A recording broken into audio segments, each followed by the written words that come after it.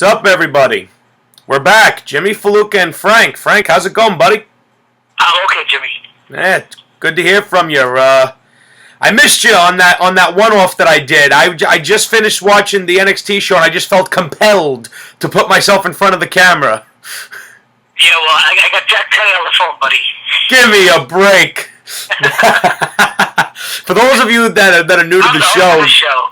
For those of you that are new to the show, Frank and I just love Heenan and Gorilla. So anytime we get a chance to play off the things that they used to do, we gladly do it. Were they the greatest commentating team of all time, Frank? I think so. I'll put it up. I'll put it up later on the page. There's a thing, an interview with Costas interviewing Letterman, and Letterman calls.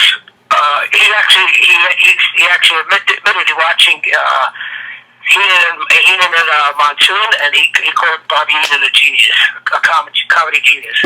Oh, Bobby was friggin' great. See, with commentary is something that is so lacking these days, and I have to say, my three favorite commentating teams in sequential order: Bobby Heenan and Gorilla, Gorilla and Ventura, and JR and the King. Okay, yeah. What about you, Frank? Obviously, you love Gorilla and Heenan first. Anyone else stand out to you? Yeah. Ventura Monsoon, and maybe Ventura McMahon, because I just liked McMahon being over the top cornball like. Oh yeah, and Ventura always calling him out on it. That was good shit, I have to say. But ladies and gentlemen, Frank and I are gonna get into the present day stuff. Let's try not to talk about bad commentary, Frank. I'm so glad Brock Lesnar's back. You think we can get him to destroy the commentators again? I don't know. Michael Cole's shoe's still in the hospital. Michael Cole's shoe has its own Twitter account. Yeah. What will they think of next? Let's get right into Money in the Bank.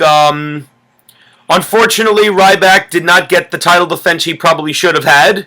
It was a bullshit match involving The Big Show and a DQ thanks to interference by The Miz. Nobody cares. The Divas title match, another Twin Magic BS. Nobody cares. Primetime Players win the tag titles. Nobody cares. Sheamus. I thought maybe they would hold it until SummerSlam, but I'm glad Primetime Players finally got their titles. I'm indifferent because I really could care less about them. It won't mean anything. I will say I am surprised Sheamus won the Money in the Bank briefcase. What do you have to say about that, Frank? Like I said, I think that signals, if he does cash in and win, that signals that he's going to be the transitional champion, and he'll lose to the champion going forward to WrestleMania. So they do that, they book that, so that way the champion at WrestleMania, the champion who beats him, doesn't lose, the champion who loses to Sheamus doesn't lose to the next champion, so that's their way of keeping whoever loses to Sheamus, that's their way of keeping them strong. So that way they could say, they got rooked, Sheamus came in and then cashed in and all that. Well, I guess we'll have to see what happens with that, and we'll talk about the main event because it ties into what I originally. You think Sheamus is going to cash in and get a big run at with the belt, dude? I honestly don't know. The championship scene. Championship scene to me right now is, and it's refreshing because I don't know what's going to happen, and I like that. I'm telling you what's going to happen. This is we've been witnessing the sudden big push of John Cena towards WrestleMania 32. I'm sorry? When he drops that belt, how long have I been saying that? When he drops that U.S. belt, you watch, he's going to get right back into the mix. We'll save him for the last part of Money in the Bank. The title match between Rollins and Ambrose to me was the match of the night. It was incredible. I think that I was talking to one of our own on the page, Joe Calabrese. Hey, Joe. Their feud is probably one of the better feuds in the last couple of years, Frank. Ambrose and Rollins. They just have they have the magic. They always have great classic matches, but you know what? That's it. It's run its course. The feud is over. They can't keep going too well with Ambrose and Rollins unless maybe a year or two from now. But it's over. The feud is over. It's a terrible thing that great things got to come to an end because I have to say I've really enjoyed them. You'd have to be a fool tonight. You'd have to be a fool. As far as Dean Ambrose winning the strap, I guess never going to get it. He's always that's going to be his gimmick throughout his whole wrestling career. He's always going to be. It's always going to be close. Which to me is a shame. And I don't even like Ambrose personally. I like his gimmick. I like his in-ring ability. But as a person, I don't like him. But I admit, fucking guy should eventually win the title. You know, he's the most over. He's the most over guy in the company. Yeah, he's this day's version of Roddy Piper. Roddy Piper never held the belt. He always came close, and he finally got at the end he got the Intercontinental belt. But that's retarded. That's retarded. With all the friggin' time that they have on television, you're telling me they can't squeeze in for this guy to get a run? He did his job. He's done his job. He's pulled off classic matches with Walls. I understand that, but the guy should be rewarded for putting his body on the line. Maybe if he has classic feuds with some other people, you know, maybe they'll say, "Wow, this guy." I guess. And now we'll get into the match that Frank and I most want to talk about: is Kevin Owens versus John Cena. Was the match good? Absolutely. Did I like the finish? Not a chance. And the reason I didn't like the finish, and it's not just that it was to Cena. Part of it is that. Because you look at guys like Ziggler, who's talented as fuck, guys like Sandow, who was over as fuck, guys like Wyatt, who's I don't care what anyone says about him, talented as fuck, and now you look at a guy like Rusev, who's in limbo. They all hit that ceiling. And 2 weeks after Kevin Owens got the biggest win of his career, Cena immediately gets his win back. And to me, even though the rivalry between the two has been fun to watch, when I see what I saw at Elimination Chamber, it annoys me. Because you look at guys like Punk and Bryan, guys that, until they got huge, didn't lose to Cena clean. Punk didn't lose to Cena clean until the year 2013. On pay-per-view. He didn't lose clean to him at all. Yeah, and then he lost on Raw. And then he lost on Raw. He lost on Raw, which was fine, you know. Yeah, but that was the end of the CM Punk run. That was it. That was over for him. No, absolutely, and he knew it was over. Bryan beat John Cena clean, and Cena never got his win back. Thank God. But what did they both become after beating Cena clean and then going their own way? They became major stars because they didn't hit that friggin' ceiling and the fans realized, oh shit, they're taking these people seriously. Not that they're not taking Kevin Owens seriously, but would it have killed them for this match to end in a disqualification? Or for this match to end in a count out? Or some sort of fucked finish where Samoa Joe comes out and distracts Kevin Owens? Because maybe I'm an idiot. I'm conceiving I could be an idiot. But shouldn't have Kevin Owens' first loss been at the hands of somebody that actually fucking needed it? Why did it have to be at the hands of John Cena? I mean, if it was to Triple H, Randy Orton, fucking Undertaker, I would be equally as pissed. Because you're wasting the heat of the first person finally beating Kevin Owens, who was basically untouchable from the moment he got to WWE. You're wasting it on a veteran. How much better would it have been that if Kevin Owens' friggin' reign of terror was ended by Sami Zayn or ended by Finn Balor on July 4th in Japan? How much more impact would that have been? Wow, this guy beat Sami Zayn. He beat Adrian Neville. He destroyed John Cena. Who in the hell can stop this guy? And you give it to somebody that needs it. But of course, they went the typical route. Cena got his win back, and yes, I'm not going to lie, I enjoyed the beatdown after the match. Because anytime John Cena gets his ass kicked, I'm happy. Because I don't like him. Professionally or personally. Go ahead, Frank. You have the floor. Well, the only reason why I'm not going to go crazy is because they actually did protect Owens and during the match. They told the story. This is one of the first times you saw Cena get frustrated over and over and over again. Which is true. I will give him that.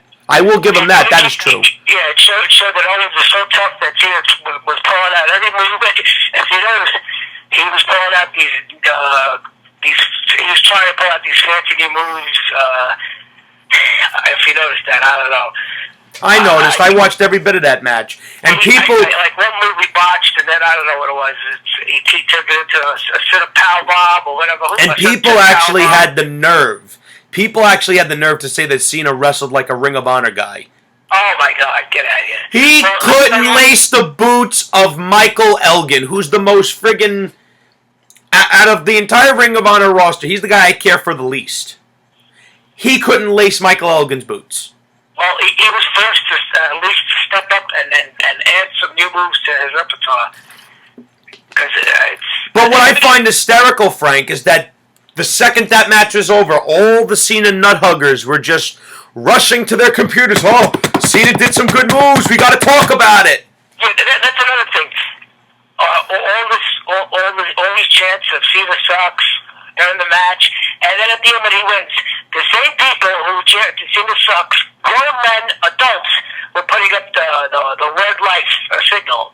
Come on, give me a break. I'm losing a lot of respect for that Cena sucks chant.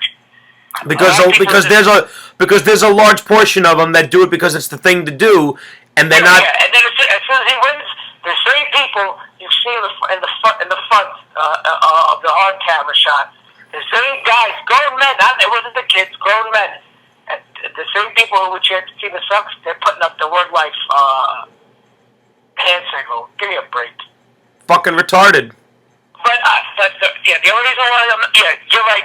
We could have had a DQ or whatever. Because I really don't care. I understand that you're putting it that they protected Owens. They didn't protect Owens. Cena won clean. And the funny thing is, unlike Cena, Owens has no excuse for that loss. But yet Cena... Owens is going to wind up losing again. He's going to drop. He's eventually going to drop his NXT title to Samoa Joe. So at least they could say he won't have to have that undefeated streak gimmick going. So I don't know if he's going to lose it to Joe. I actually think Kevin Owens is losing it July 4th in Japan because he's scheduled to face Finn Balor in Japan. I thought it was Chris Jericho. No, what happened was Hideo Itami got hurt. He was originally going to be slated for that. But then when Hideo Itami got hurt, Finn Balor became the next guy. Jericho's going to be fighting... I'm not sure. I thought Chris Jericho and Finn Balor were wrestling. Jericho and Finn Balor are going to wrestle, but on another program in Japan. Oh, okay. But the July 4th show is going to feature Lesnar versus Kofi Kingston. Why, I don't know. Well, he's just a sacrificial lamb.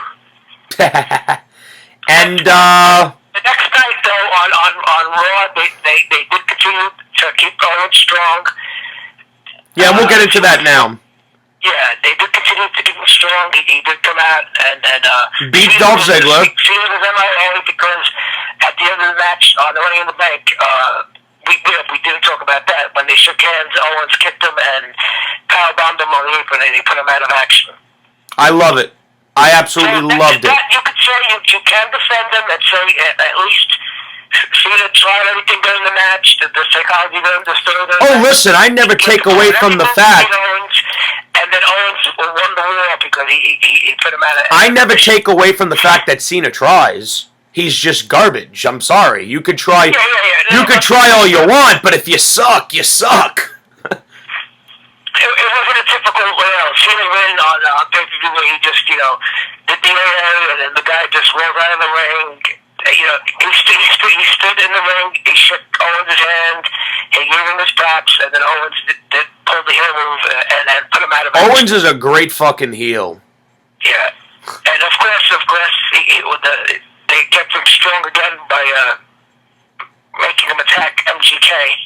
Oh God, that was the best part of Raw. Let me tell you, I think the whole audience went nuts for that. Because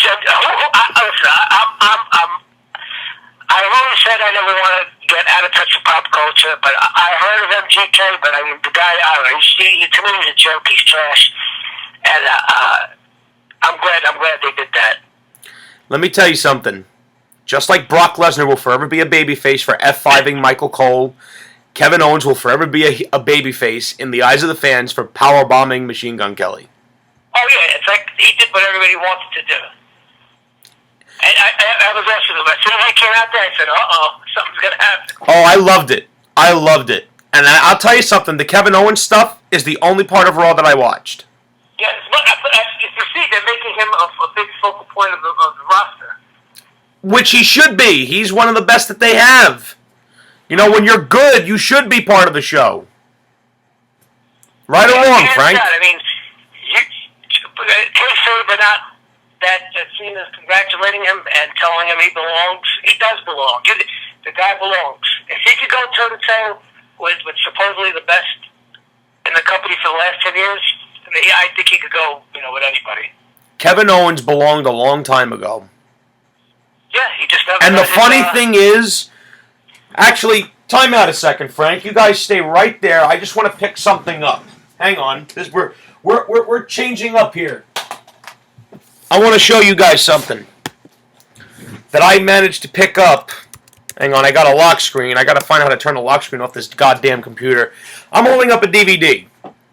It is Ring of Honor Final Battle when Kevin Owens, a.k.a. Kevin Steen, faced Sami Zayn, a.k.a. El Generico, in a fight without honor match. Basically what it is no rules, no disqualification. The only way to win is by pinfall submission. And that was a gift. This DVD was a gift from my good friend Christian Caputo. Thanks, Chris. I love it. They had a match that was brutal. And it was a year to the date in which Kevin Owens turned his back on Sami Zayn. And it was one of the biggest shocks in the history of pro wrestling. The match they ended up having was incredible. This was back in 2010. And Kevin Owens is performing at a level that he's performing at in 2015. This guy belonged a long time ago. That's why when I hear guys turn around and say, oh, the independent wrestlers, I don't know why you guys only like the independent wrestlers and you don't like the WWE homegrown talent. You look at the independent wrestlers that came... There is no homegrown WWE talent. John Cena and Roman Reigns are. Oh, yeah, but I mean, I'm talking about... And The Miz. The Miz is a homegrown WWE talent. The guy, yeah, I guess. But I mean, come on, that's 3 guys in 15 years. I understand that. Sheamus didn't fucking get his skills together in WWE. He got it over in fucking Europe. Right, that's what I'm saying. Oh, that's why I always keep referring to NXT as overrated. Not because their product is not good, but it's not Triple H creating all this stuff. He just signs the hottest acts out there. You would sign the same guys. In fact, you would sign them a year before Triple H signs them. Yeah, I would have had Devitt a long time ago. I would have had Kent a long time ago. Everybody, it's like baseball or basketball, football. Could you imagine Kevin Owens versus The Undertaker back when Taker could go like at 150%? Let me tell you, that would have been a good WrestleMania match. That would have been a great WrestleMania match. Could you imagine The Rock against Prince Devitt? With The Rock as the Hollywood heel. Oh, God. You big painted up, friggin' jacked up Nimrod. The Rock will smack the paint right off your ass. Or could you imagine Rey Mysterio against Sami Zayn? Now, hold on. Let me ask you a question. Why do you think it took, in your opinion, Kevin Steen, Kevin Owens so long to get to the WWE? Beats the hell out of me. I don't know. Maybe because he needed to lose a few pounds or something. I don't know. It's his look. Of course, it's his look. But I'll tell you what. Speaking of from a fan perspective, if the look is the only thing you could sell me on a wrestler, it tells me you're only looking at him for aesthetic purposes. Yeah, I mean, I don't remember every guy like in the old days, in the 70s, in the early 80s. I don't remember every guy being ripped bodybuilder, looking like a bodybuilder. Dusty Rhodes, the late great American Dream, certainly wasn't, built. Yeah, maybe that's another reason why he probably never got a big, serious WWE run. Which is criminal. When they brought him in the late 80s with the polka dots, he wrestled with a shirt on. Or with a tank top. That It's all the look. It's Vince McMahon and his fetish with bodybuilders. I don't understand why. Why does your champion have to look like Lou Ferrigno? Why do they have to look a certain way? Why can't they just be talented, and that's why they get pushed? Well, there's a clip on YouTube where it's part of that bodybuilding federation that he did, and he brings a guy out, and he sounds like he's jerking off Instagram. Oh wow, look at those pecs! My God, oh wow! And that's probably the way he is in real life. Probably is, but now let's get back to business. Now we also had last night the return of Brock Lesnar. And he will be facing Seth Rollins at Battleground for the WWE World Heavyweight Championship. Is this match being wasted on a B-level pay-per-view, Frank? No, they have to keep going forward. I mean, what's the alternative right now? Who's Seth Rollins going to face? They need to keep the momentum going. And you mentioned it earlier, this pay-per-view that just passed wasn't really all that, except for too many pay-per-views close together, Frank. That's not good. Yeah, they had 3 pay-per-views in 6 weeks, and now we're gonna wait 5 weeks between pay-per-views. It's just, to me, it is just the two things I wish I could change about WWE television. I would cut Raw down to 90 minutes, and I would cut the pay-per-views only 6 in a year. Spread them out. I doubt that's going to happen. No, it's never going to happen. Neither will ever happen. I'm saying if I had control, that's what I would do. Because if Raw was back down to 90 minutes, you would cut away all the filler and only the important shit would happen, and Raw would probably feel better. Plus, you're not thinking about the business side. They would lose so much money advertising, and as a fan, sure, that's perfect. But see, that's the thing, though, Frank. We're fans. We're not supposed to think of things from a business perspective. We're supposed to think about things from how we would like to see them. I personally think segments with The Miz doing absolutely nothing is bullshit. I think segments with all the women backstage doing nothing is stupid. I think meaningless... They could do 3 hours, but they have such a deep, talented roster. There's no reason why it has to be a boring show. It's lack of creative. They're lazy. They could film funny segments in the back. They could film funny segments outside of. I believe you said it on a previous episode of our show, Frank, that they don't even do those segments anymore where they're in another part of town, or like Gene Okerlund used to do with Bobby Heenan. They would go to different parts of the town, different parts of the world, and talk to different talent in different settings, and it was more entertaining that way. How much better would it be if you run into Dean Ambrose at a bar or something, playing pool, and then he whacks someone over the head with a pool cue? Yeah, something like that. Or Brock Lesnar when he was the champion. How about this? They could send Brian Saxton to interview Brock Lesnar and Paul Heyman while he's training. And Brian exactly. He's scared shit. Or here's a crazy idea. How about you do 1 or 2 segments every couple of weeks about, hey, Brian's training to come back, or something like that. Right or wrong, Frank? They could even these morons. They could even have a quick 5-minute, 10-minute segment of NXT review. They could They ain't gonna review NXT on Raw. You know why? Because they don't want to look like they're getting outperformed. No, but you could just show clips of matches. You could do anything. There's so much you could do. They have such a deep, talented roster. That is where Frank and I have always been coming from. They have the talent, they just don't use them. Another match. Every week for the last I'd say maybe the last 7-8 years, it's the same show. Somebody comes out, the heel general manager, John Laurinaitis, the authority comes out. Yeah. Exactly. They talk. They're stupid. 2-3-minute matches. See, and you know what the funny thing is? You know what the funny thing is, Frank? People like to throw at me, the Attitude Era started with 20-minute segments. Yeah, but those 20-minute segments were fucking fun. This shit ain't fun. Well, yeah, I mean, you have at least those. You want to compare? You want to compare? One of the most interesting, entertaining feuds ever. We had Austin and McMahon. You want to compare? You want to compare the authority Jousting stupid comedy with John Cena as opposed to Vince McMahon and Stone Cold. Apples and oranges. One is entertaining and the other is shit. Yeah, McMahon would run his mouth, and you couldn't wait until you hear the glass break and Austin. And you knew Stone Cold was going to go out there, grab the microphone out of his hand, and say, "Vince, if you don't get your ass out of this ring, I'm going to take my foot and shove it right up your ass." Right. And they go back and forth. But come on, give me a break. Yeah, I know. Well, another match we got on the card for Battleground is, and it was actually the first match announced, is Roman Reigns versus Bray Wyatt.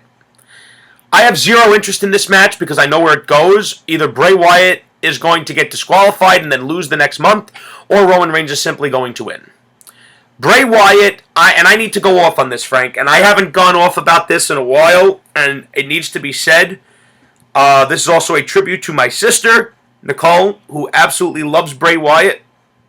She loves him more than I do. And this is all I have to say when it comes to Bray. And then we're going to end this segment and move on to the next one.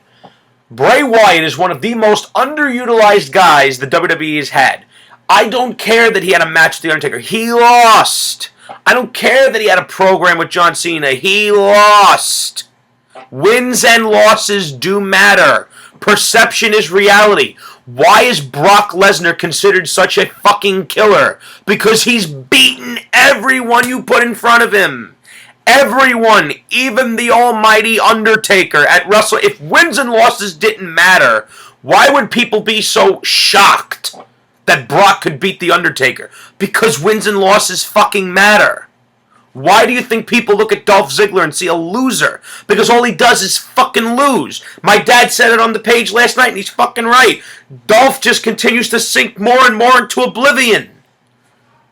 Oh, and God, Bray, how awkward is those kisses with Lana? Oh, God, what is this, fucking 6th grade? No, it just doesn't look like, ugh. It looks like... I feel bad for Rusev, because he's got to sit back and watch that shit. Maybe he's scared of Rusev. Oh, please, if I was Dolph Ziggler, I'd be scared shitless, because he could probably break Dolph Ziggler in half. But back to my original point, Bray Wyatt deserves so much fucking better. It literally drives me nuts that they have a guy this talented, Frank. He can talk. He can wrestle. He has a great character that is just waiting to be an anti-hero. But he doesn't get... Okay. Give The Undertaker back in 1990 the same booking you're giving Bray Wyatt. Does he get to the point that he did? No. Okay. It's all in the booking, people. But I'll tell you this. I will give some of the Bray Wyatt critics this. A lot of his feuds have had no meaning behind it. The feud with Ryback made no sense. Feud with The Undertaker really didn't make any sense.